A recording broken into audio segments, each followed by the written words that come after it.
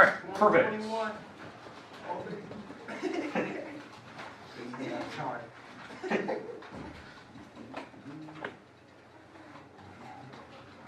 Okay, today, what we're going to be doing, we're going to be covering systems of equations one more time, but then we're going to kind of mold into the new stuff that I wanted to get to today, that I hinted at yesterday, but we never really covered it, because remember, yesterday's notes were, we are outside the textbook for a lot of it, because they don't explain how to do systems in your textbook, they just think that you know it. So that's why I want to cover that. So I want to do a quick review. Let's do both types today, so you can see one more example of that. And then we're going to get to the new stuff today, and I'm going to introduce that and do maybe a little activity today to see if you're kind of paying attention to what we're covering. The section we're in section 3.3, which I've entitled Systems of Equations. You know, it's not entitled Systems, it's something else which we're going to get to today, but it still deals with equations, so we'll get there. The big thing today, I want to talk about our two methods for how to solve a system. Our two methods. Okay, that's what I want to cover today. The first method, remember what we talked about yesterday, that was called linear combination or elimination method. So linear combination method. The second method that we covered yesterday was called substitution. And I want to cover these today just so you get an example of it. I'm not going to put them in the geometry-based problems today, just because the setup, if you know which angles are equal, you just set these things equal and you have your equations. So if you want to see a picture, I'll throw in a picture after the fact, so you can see kind of where this would apply. But again, to solve an equation, a system I should say, it's when they have two variables. So something like this.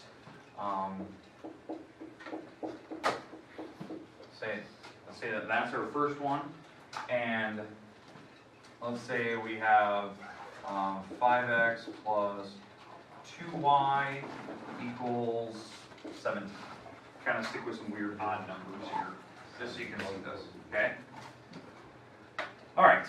Now, some people are really skilled. I don't know why. It's just like a weird thing in some people's brains. They can just like look at it and go, oh, the answer is this. They just know it. They can just see it, and they can just like guess and check numbers that make it work.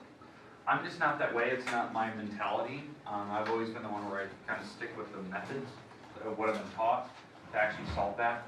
Now, as I'm picking easy ones here, just so you can get kind of a feel for it. But if you want like an actual story problem behind it, you know, I use the shopping idea. You're buying, you know, one candy bar and 4 cans of pop. You're spending $7. Your friend goes in the store, buys 5 candy bars, 2 cans of pop, and spends $17. So obviously, candy bars are kind of expensive because obviously I went down in cans of pop, but the candy bars went up, and it dramatically changed my price. So that's what I'm thinking of.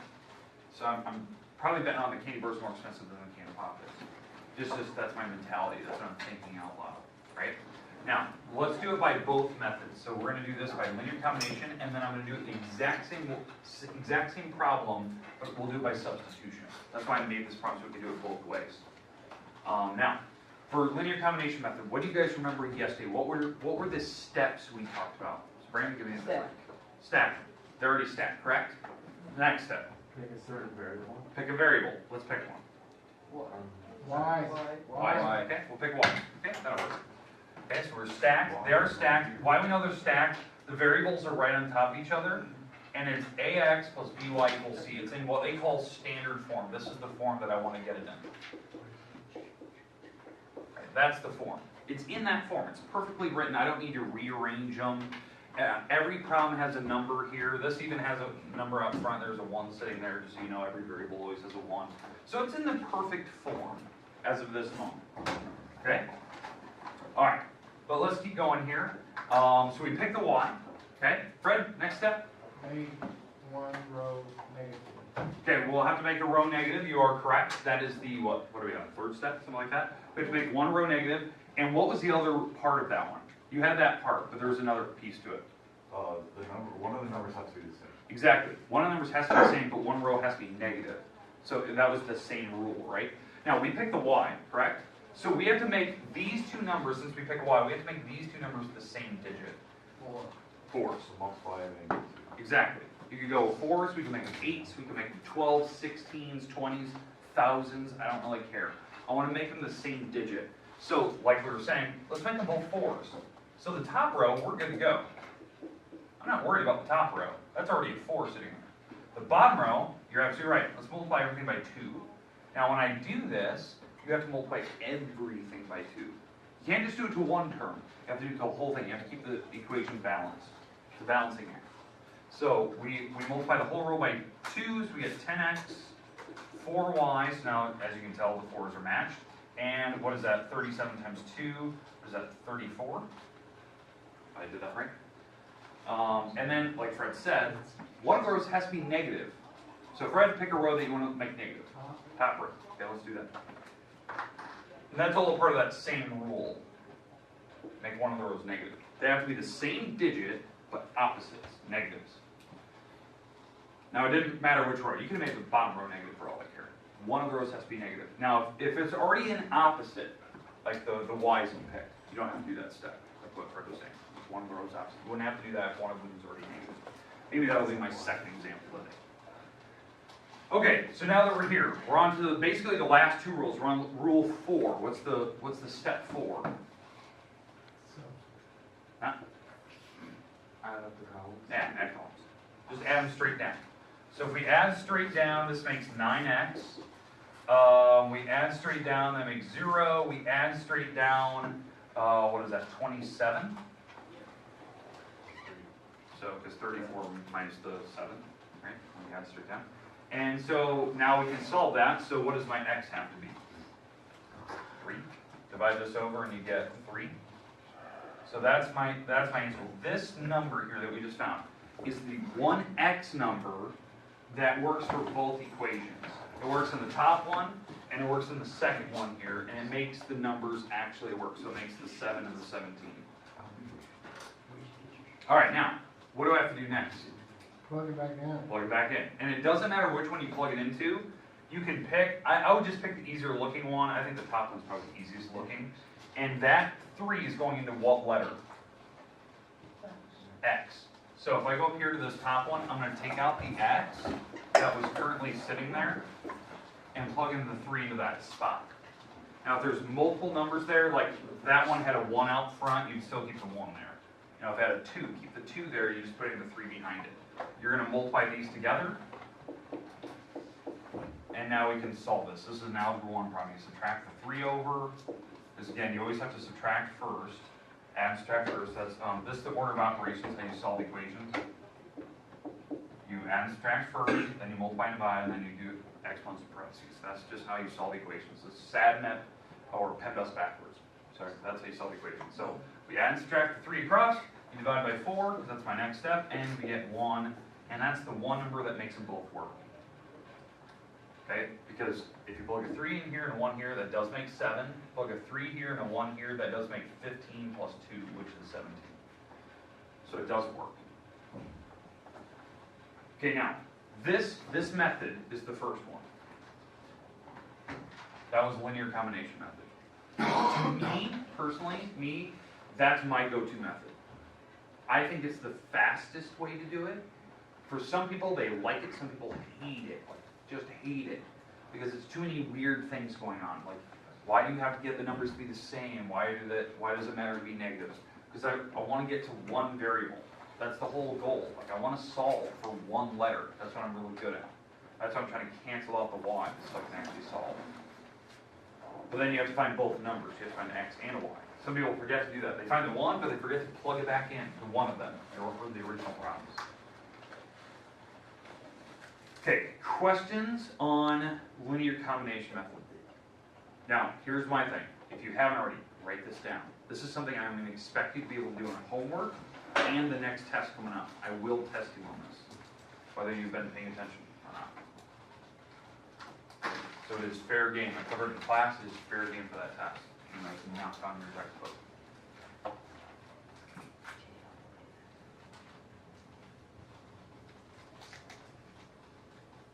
Now, I'm going to do the exact same problem again, but I'm going to do it by the other method. Now, we already know the answer. We know the answer is going to be 3 and 1. But I'm going to prove it using the other method to show you that both methods give you the same answers. So let's write that down. In fact, I'm just going to copy the problem over again over here so we can do the other method.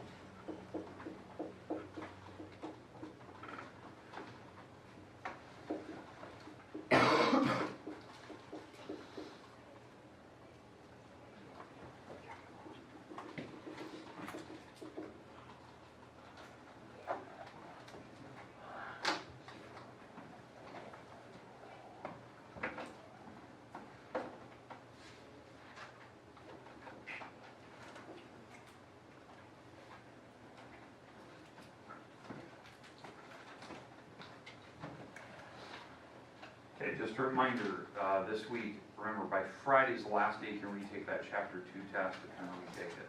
So keep that in mind. If you're going to retake the Chapter 2 test we took the week before Thanksgiving break, make sure that you're coming in, you're reviewing with me for a minimum of 10 minutes, then you have to have it done by Friday this week.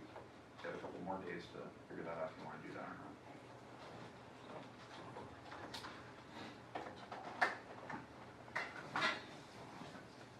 Okay, questions, comments about how we did that last round?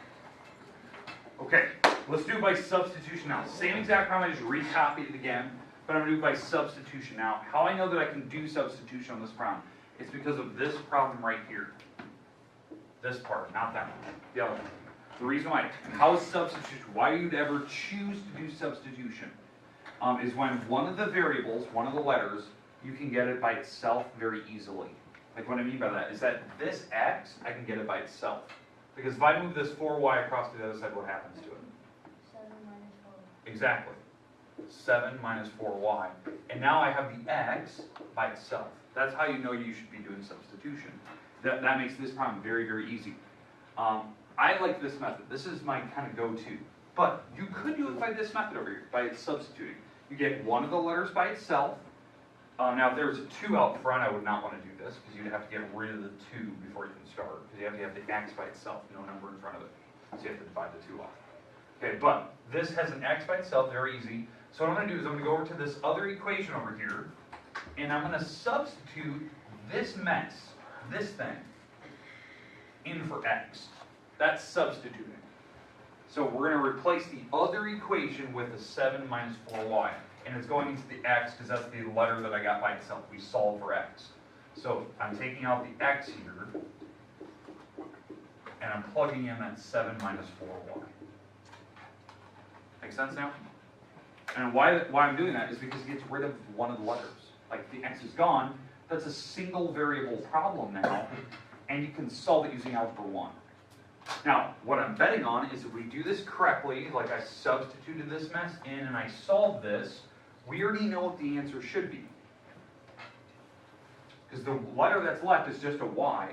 This should be the answer in the very, very end. I'm just letting you know that. Okay, but let's actually go ahead and solve this thing out. So we're going to distribute the 5. So this is 35 minus 20y, because I just distribute the 5. Okay? And then I have the plus 2y equals 17. Okay, questions at all with how I did that so far? Okay. Next step, I'm gonna let's add the y's together here. So negative 20 and 2, and that makes negative 18 y's.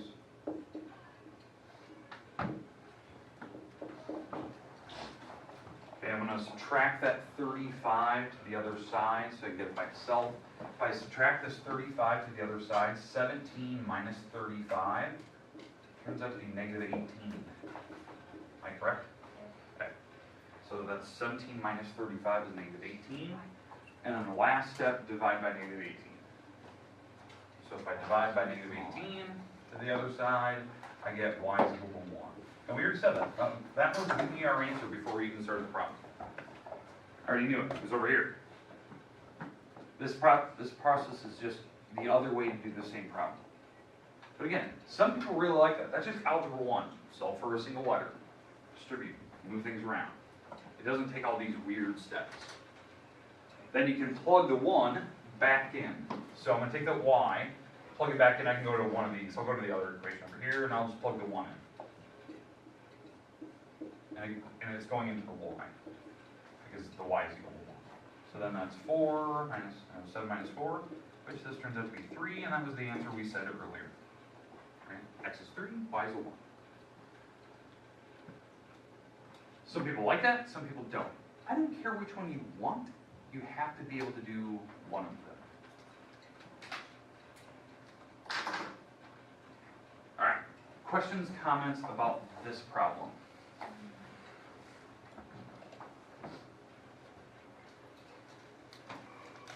Okay, I'm going to put a problem on the board. I'm going to give you 5 minutes to see if you can solve it. 5 minutes. Okay, put a problem up there. Okay, so here you go. In fact, I'm going to leave both of these up here so you can look at it. Alright, here we go. You can pick any method you want, it doesn't matter which one you pick. Alright.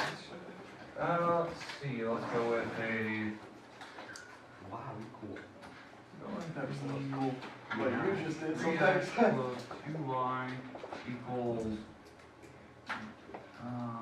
25, and let's go with 4x plus y equals 25. Just mess with you a little bit. Yeah, just a mess.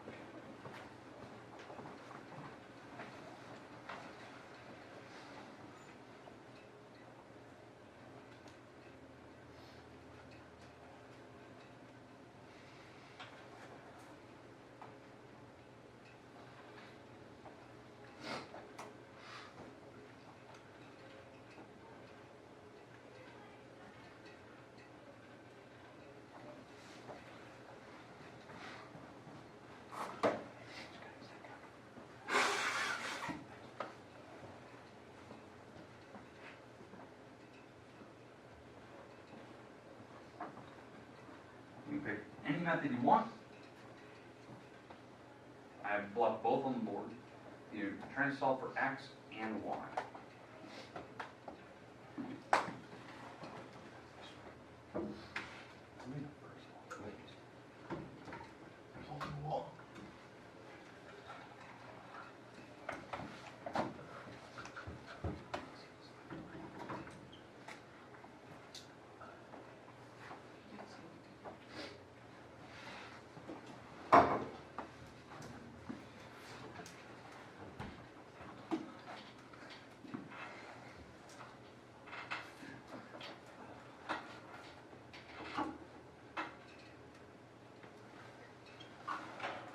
If I think you have it, I'd like to see it.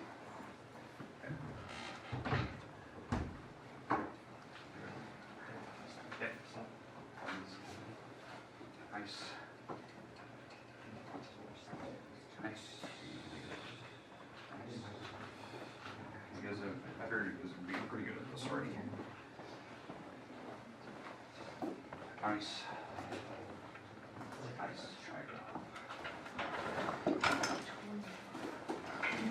First good. Mary. Nice. Good start.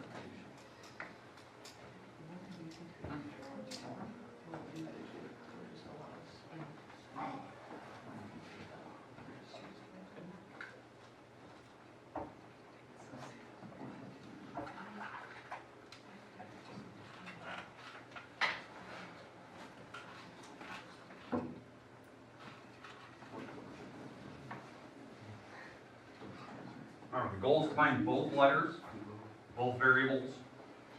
So if you only found one, you gotta keep going a little bit. Gotta know what to do to go find the other.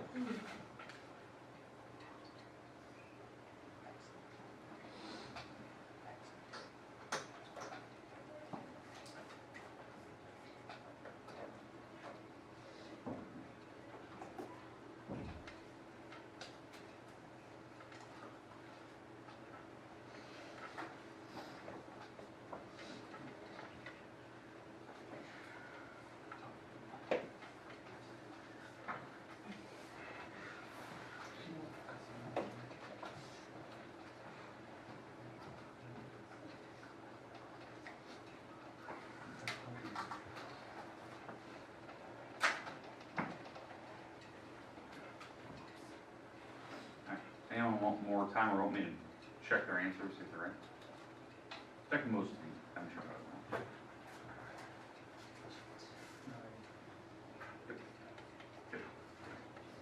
Okay, now, I just want an honest opinion. How many people attempted it by this method? Just want to get a feel for it. Okay, about more than half. And then obviously the rest, substitution. Okay, alright.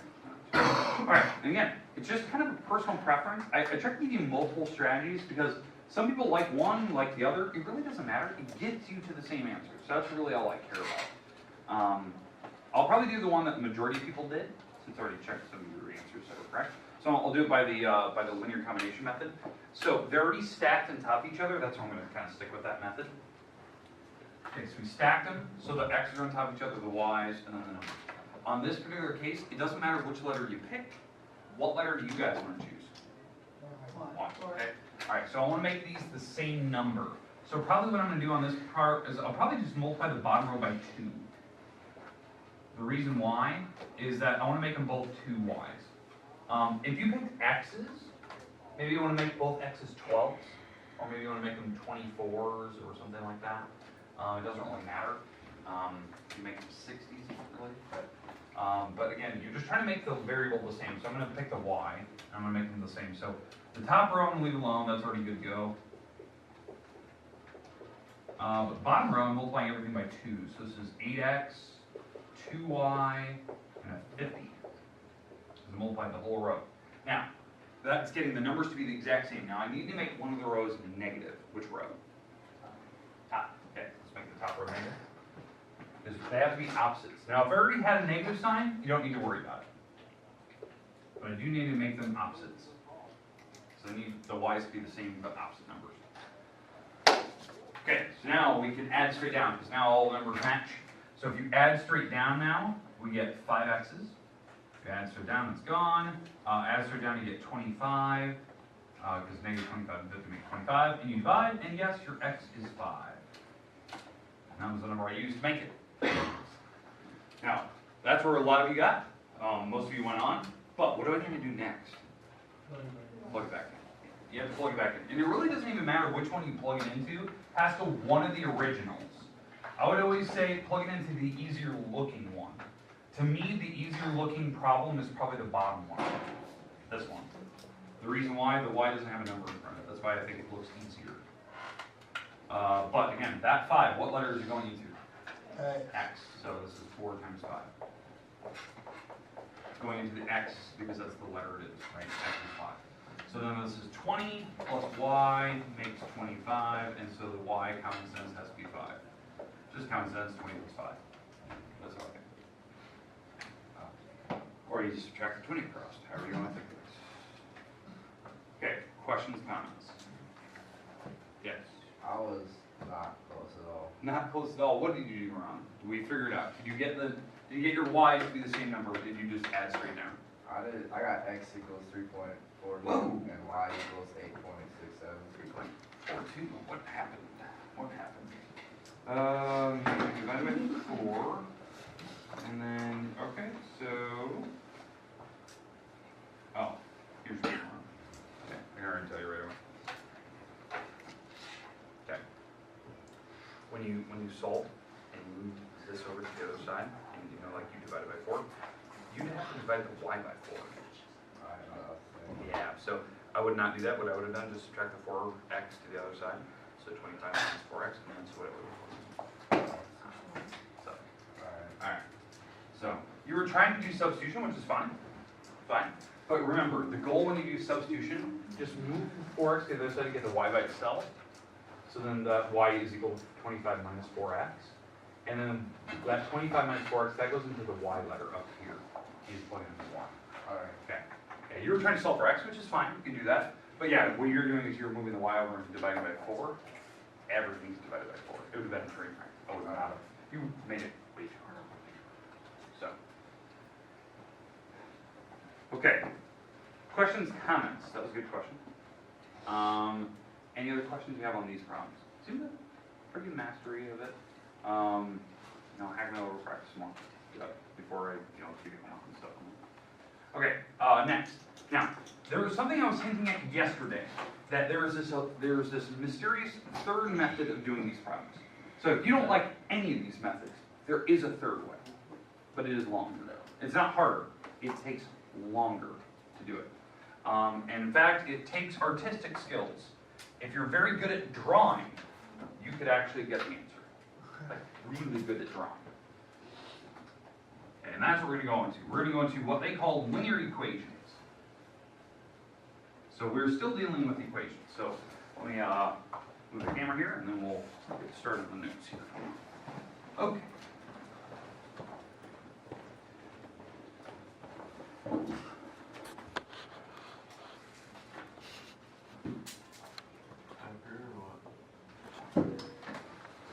Alright, so first step here, when we're talking about linear equations, obviously we need to introduce something like how do you draw, what do we need to draw on? This is the object that's in question. The Cartesian coordinate plane. We've seen it before, you've seen it a ton in Algebra 1. You probably hated it in Algebra 1, you probably still do. Or you feel very strong feelings about it. You don't hate it. Alright, so here's the idea. We are going to learn how to do these problems on this. Because there is a way to do it. In fact, the whole idea of what we're learning here is when we draw lines, right, these are like linear equations, that each of those equations we did is a particular line, and what we're looking for is the common solution. That's what we're doing. We're looking, where do they cross? Where's their common point of interest, right? So that the idea is that, like, when we were starting these problems and I was talking about, like, shopping, right, the shopping examples, that there was an infinite number of solutions. There is, right? Because if you graph just one line by itself, it's a line, right? It doesn't stop, doesn't end. There's an infinite number of combinations of answers that could work, right? One of the combinations could be this number right here.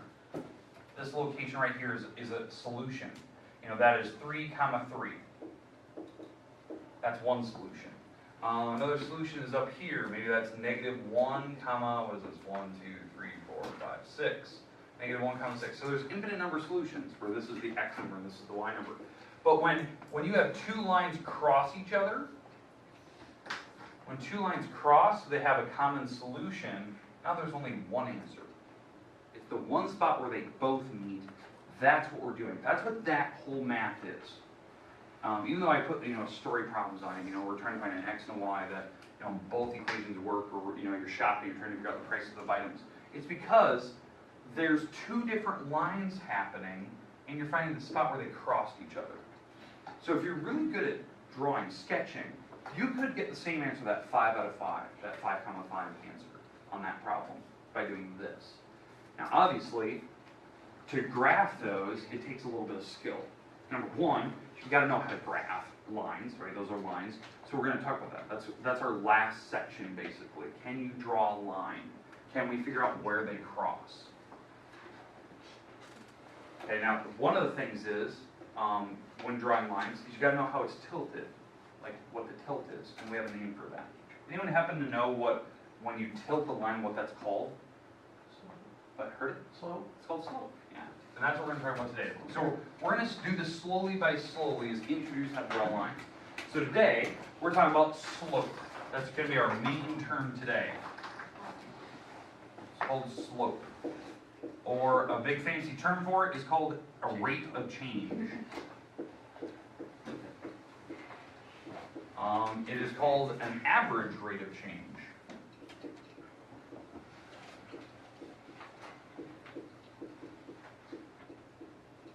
I've heard it referred to as the change in y's over the change in x's. And yes, that little triangle means change. It's the Greek symbol for delta. Delta y over delta x. Delta means to change. A little bit of Greek terms. Now, what most people remember from slope, maybe from algebra class, if you can remember anything at all, is this.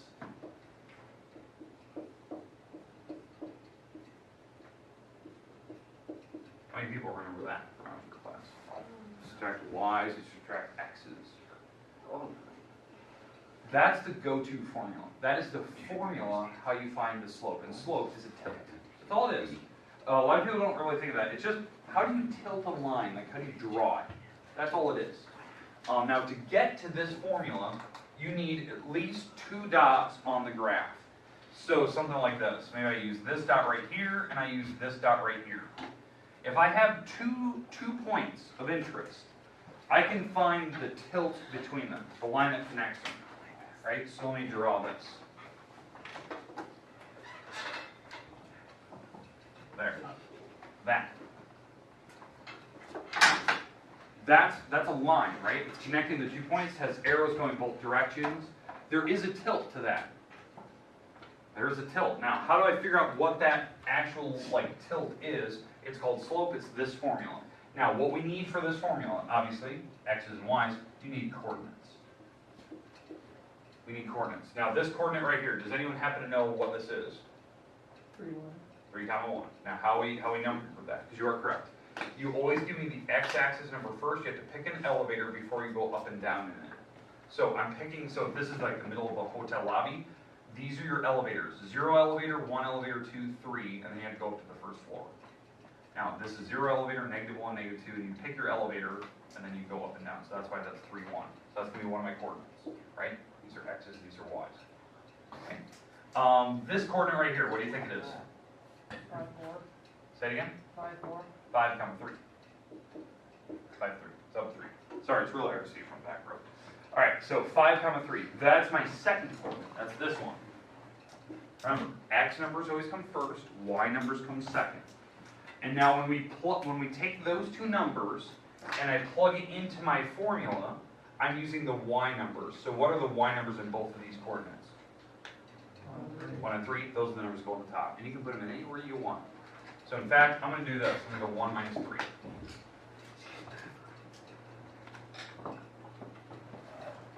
So that's 1, 3, right? So I'm doing the 1 and 3. I just subtract the top minus bottom. And then on the x's, I'm going to use the top minus bottom again. So 3 minus 5. And this answer is going to be a fraction. So that's the tilt of your line. That's slope. Okay, so what is 1 minus 3? 4. Is that it? No. 1 minus 3. 2. 2. And 3 minus 5. Negative 2. The negative signs cancel out. And in fact, the 2's simplify, because 2 divided by 2 is just 1. It's 1 over 1, which is just the slope of 1. But I like this one better. I like it that you leave it a fraction. Now what this stands for, and a lot of people just always forget this, you know, it's delta y over delta x, but this also means rise over run. That's what most people remember from slope days. So that tells me when I simplify that problem, I'm going to rise 1, run 1, rise 1, run 1, rise 1, run 1. I always go up and to the right. Or it could go down and to the right, but it's going to the right as I go. And in fact, if I follow that pattern, I will land on each dot. I can find multiple coordinates and I can keep going and I can use that to predict what comes later. Now, the slope. What happened to the 2 negative signs? They canceled out. They cancel. This is actually called positive slope. I want you to look at the picture. That picture is positive slope. Which direction is it going? Positive. Positive. It's going up to the right. It's going to the positive end of my spectrum, this way. Positive. Right? If it's a negative slope, it's going down to negative infinity. So that would be going downhill. We're climbing uphill. That's positive. It's like if you were to plot all of your months on your personal business, and you're plotting like how much money you're making. We're going positive. That's a good thing. That's the type of slope you want to have for business. You want to increase your profits the whole time. You don't want to go negative. You don't want to start dipping back down. Okay, now, I said we have positive slope, and then there's such a thing as negative slope. Negative slope is doing this. Now, there's 2 other types. Anyone know what the other types of slopes are? So, let me label these. This is positive slope. There's negative slope, which we just had. This is negative slope. So if we were to actually calculate the fraction for it, the fraction would actually turn out to be negative. And it doesn't matter, so let's say this turned out to be -1/1, so you're dropping 1, running 1, maybe that's the whole slope. Maybe, and, you know, maybe it's dropping 3, running 4, I have no idea. It's doing something, okay, but it's negative. And it doesn't matter where the negative sign goes, this really messes with people. If the negative's on top or bottom, it's still the same fraction. Okay, now, what are the other two types? Oh, Other two types of slope. We have positive and negative. No slope. No slope. Now, here's the problem with saying no slope. It actually means the other two types. So, in this room, you're not allowed to say no slope. No slope. No. Don't say it. Don't say it. We're not allowed to. It's either zero slope or undefined. Because no slope can be either one. So, it's zero slope. Zero slope is when it's not rising. This is zero slope. We'll explain that. Okay, we'll explain that tomorrow. Undefined slope is when it's like this. Now, you're probably thinking, okay, why is it undefined? Why is it in zero? Even though people refer to it as no slope. We're going to explain that tomorrow. That's a part of like the formula and all that good stuff. Okay, so does everyone understand the three cases? Okay. Now, we only have a couple minutes here. Now, I'm going to hand out a little graph. I do not want you to write on this. I do not want you to crumble it up. I will take it back here in a second. Okay? So I just want you to look at it. Okay, find the side where the graph is on it. Some people will like look at it and the graph will be on the other side. So you want to find the side with the graph on it. I want you to go stand. So just leave your stuff where it's at. You don't need to move your desk. I want you to go stand next to people that have positive slope. Go stand next to the people that have negative slope. Go stand to the people that have zero slopes and undefined slopes. So, what do you have? You got to go find your partner. Bring that up, what do you have? your negatives would be over here. Yes, zero, so do I. Okay, negatives, go to the front of the room. Positives, go to the other corner of the room. Wait, where's the zeros go? Zeros, go that way. Okay. And undefined, go against the window. Now, the forms are on the board. If you're undefined, go by the window. If you're positive slope, go, where's positive at? Over there? If you're negative, you're in the front. Zero's over here. Now, let's talk about it. So, where are my undefined people at? Okay, why is yours undefined? It goes up and down. Did anyone have an up and down graph? Now, here's what you have to be worried about. Fred, can you move out of the way just for a second? The X better be on the right side, the Y better be on the top of your paper. So if you need to reorient your paper, X has to be on the right, Y has to be on the top. So reorient your paper. Is yours going up and down? Good. Yes. Wait, go over there. Is that a good way to paint it? Oh my shit. Okay. Now, why is yours zero slope? Because there's none. Why is it zero? Because there's Flat. Horizontal. So is your X on the right, Y on the top? Yes. Flat. Good. Why is yours negative? Because it goes this way. It's going down. down. So, is your X on the right, Y on the top? It should be pointed down, like going down to the right on your picture. Positive slope, people. Why is yours positive? Going up to the right. Going up to the right. If the X is on the right, the Y is on the top. Okay. All right. I want my graphs back. Compare to your neighbors. Make sure that they are correct. Positive, right? Because we already talked about it. Positive, you're right. Yep.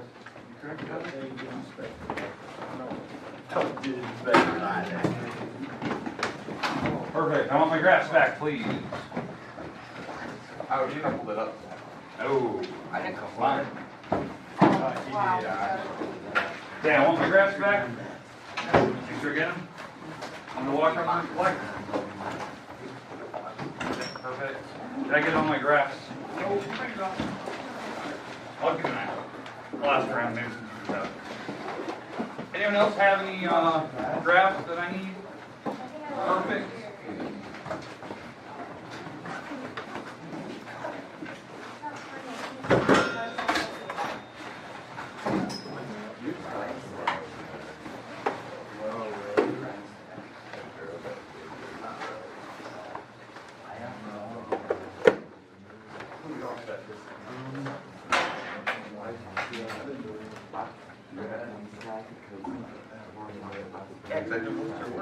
No, you don't.